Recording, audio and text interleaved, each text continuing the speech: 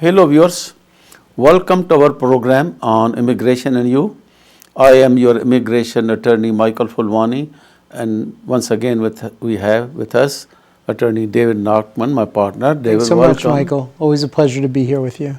Thank you. And today's program is very interesting, and I believe and I feel that this may also help you somewhat.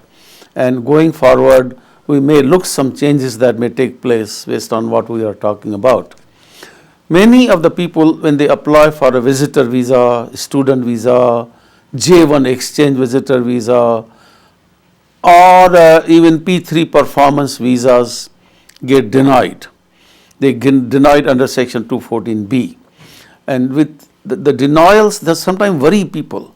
Like I'm a businessman, or I just want to go to United States for tourism with my family, to do Disney, to take the children to Disney World, and I'm going to spend there $3,000, $4,000, $5,000. Why are they denying me visa? I mean, what kind of country is it?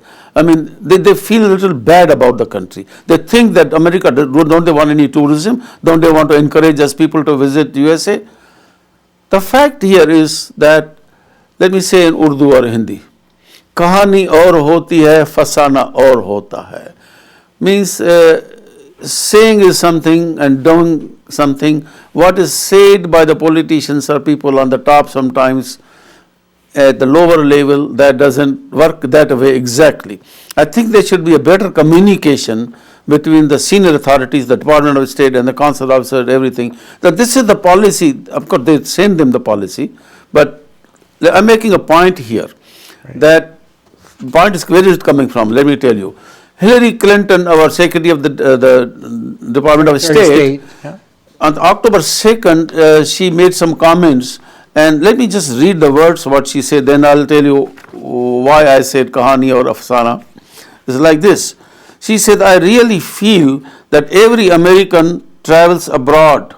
In effect, the American is a American diplomat like. We are judged on our ongoing basis, fairly or not, and that we want to do more to perhaps to our own citizens to travel. But really, we want to send a message to the rest of the world that America is open to you. America is open to you. Right. And then she also said that we have made so many changes, and we have enhanced a lot of our security provisions, but there is no risk-free environment in the travel in the government anywhere. So that, of course, we know that there is a concern always, and they are resolved. I'll talk about that in a minute. Resolve most of those problems anyway. So we need your best ideas, and we are going to look to you as our advisors and our supporters in making this a win-win for everyone. So very good words, very nice words. America is open to you. Please come visit us, tourism and all that. And there was recently, I read within last week, that the argument was made that an average tourist that comes to US spends about $3,000 to $4,000 each. So the more tourists that come in, I think our Mayor Bloomberg was saying that also, right, that the more tourists come, the more money comes in the US. Right, and he's a businessman. So he understands. Now, before I turn to you on another subject, most of the universities, colleges are struggling. They want students because financially they are looking for more, and for many years they have depended upon the foreign students. Nevertheless, you go and talk to, the most of them you teach and all that, they tell you how many problems you see in your university or school that you may be connected with, or that this student was denied, that student was denied, how many students apply and how many students are denied, how many visitors are parent of a US citizen who's visiting for the grandparents.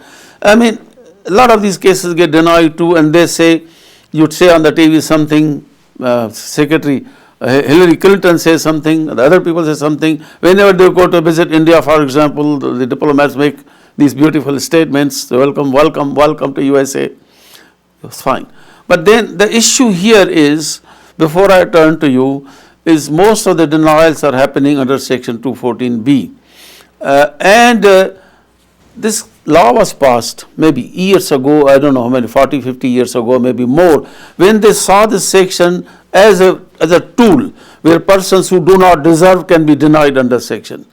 And now in the 50, 60 years, the security issues are resolved to a greater extent. Every person who gets a visa, he's got a biometrics, his photo is there and the fingerprints are there. There are security clearances every stage, right from the getting the visa at the consulate to the CBP at the port of entry, and then you come and apply for change of status. They are very, very conservative to see why you want extra time. And if you stay one more day extra in the US, your 10-year visa is cancelled. With all these things in place, there should really be not much concern. And especially students. I mean, we had cases, David and me, where a student was studying here, 3 years course. Only one last term was left. And she had to fly back to India because the father was very sick. And then she went to the consul. She thought that, basically, I'm just going for a last semester. Visa denied. What do you mean? I mean, if she is a bona fide student, you see the record, she has the mark sheets, transcript, everything, for last 2 years and 11 months. And she got only one more month, or maybe 3 months to go, one less, term. Right. So I'm saying that these are the problems, and there are other problems, there are other issues. I want you to elaborate, first of all, on my comments.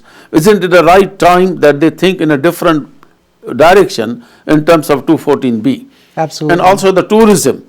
They look at how many tourists, listen, David, I argue with the consuls, how many tourists who are good businessmen living in their country doing business Right. are going to come here and overstay for what? They have to go back to the business, to the job. They're coming 1 month vacation with the children. How many of them are going to really give up his business, give up the permanent job, give up all there and stay here to do what? Sell newspapers, work in a motel, Right. and they get their visa cancelled? That fear, that problem, in my opinion, has been reduced substantially.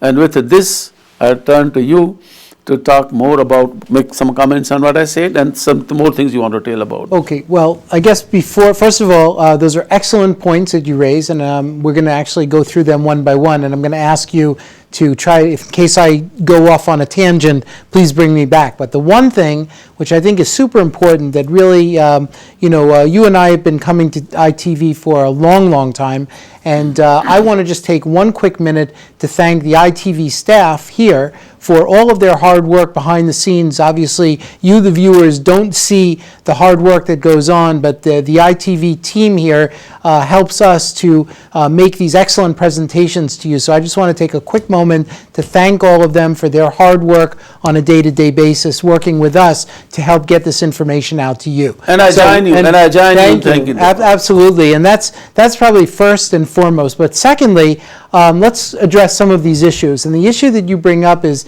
an excellent one. And actually, Michael, it's kind of funny because as you're talking, coming to my mind is the scene in English Vinglish where the protagonist, the woman, comes up to the window when she enters the United States, and they say to her, "What are you coming to do?" And she says, she gets very flustered, and she doesn't know English, yeah. what to say. And she says, "My English is not very good." And then she takes out a piece of paper, and a piece of paper, it says, "I am going to a marriage of my sister." And so the guy lets her in. And then the next guy, it's his first time coming to the States, and he says... No, he says, the officer says, how can you go to US if you don't know English? How can you live here? Right. So then one of the other guys sit and say, listen, we, the consuls here, right, we don't know Hindi, we are still managing. Right. Oh, that was in the consulate, but at the port of entry I'm talking about. And then when the guy came to the port of entry, I forget who the actor was who came to the port of entry. He was the one sitting next to her on the airplane. Who was that actor? You said it was a famous Indian actor that sat next to her on the airplane. Do you remember who that was? Oh, Amitabh Bachchan. Yeah. And then he comes in and he goes to the border, and the officer says, "What are you coming to do?" And he says, "I'm here to spend lots of American dollars in your economy. Do you have any problem with that?" He said, "No." And he said, "No problem." Stamp, and he lets him in. So and I thought that was excellent, because what that showed is that there was an understanding, a complete understanding of how valuable foreign visitors are to, come into the United States and spend money here and help enforce the U.S. economy. And that's the thinking that these officers, of course, should have. Many of them don't understand it, but I think that that's something that is inherent in the memorandum that the Secretary of State put forth. And I think that that also transfers very nicely into the whole concept of having foreign students in the United States, because a lot of international student officers who, Michael, we represent a lot of academic institutions throughout the United States, and especially here in the New York, New Jersey area, where we work with the international student officers. And a lot of people don't say it, but having foreign students in the United States is a tremendous business. If it weren't for international students who are paying international rates, the U.S. Students wouldn't be able to have the scholarships that they have. And then they should be thankful for that. And international students are a form of international cultural ministers, liaisons, who are bringing their cultures and exchanging them here in the United States, and our doors should be open to them for that reason. Now, I agree with you that we have to have certain checks in place. 214B, I believe, is something that is iconic, and it's not something that really makes a lot of sense. H-1Bs are dual intent. We have now O-1s that are dual intent. Ps have dual intention associated with them. So if you have that, what is the use really of, and not only that, you have e-visas, okay, which don't apply as much in the India context, but you have e-visas, and in the e-visa context, even though they're not dual intent, it's almost like the officers are allowed to look the other way and understand that a person who's on an e-visa could be looking for a green card. Right. So isn't that what it's all about? It's about free trade, international trade, and opening the doors. So I think that those are, and I hope that addresses all of the points that you've made. Yeah, it does address, but once again I'm saying that it is not that there's a very large number of student visas are denied or visitor visas are denied. Obviously, we see more of the ones that are denied, but a lot of cases are approved. But I mean, even those that are denied needs to have a second look, or at least like a case I told you. This girl finished 3 years and 9 months already, paid all the tuition fees, everything, and then one more last semester. But that again raises one more point in my mind. See, when consular officers look at the 214B in terms of what the person will do, will he come back or not 4 years, 5 years down the road. Repeated is in the regulations, in the FAM, that the consular officer should be looking at the intention of the person at the time of application, not looking at a crystal ball. Oh, okay. So after 4 years, when you complete the studies, will you come back? Why will you come back? You can get H1 visa, you can stay there. But that again, that is going beyond the borders.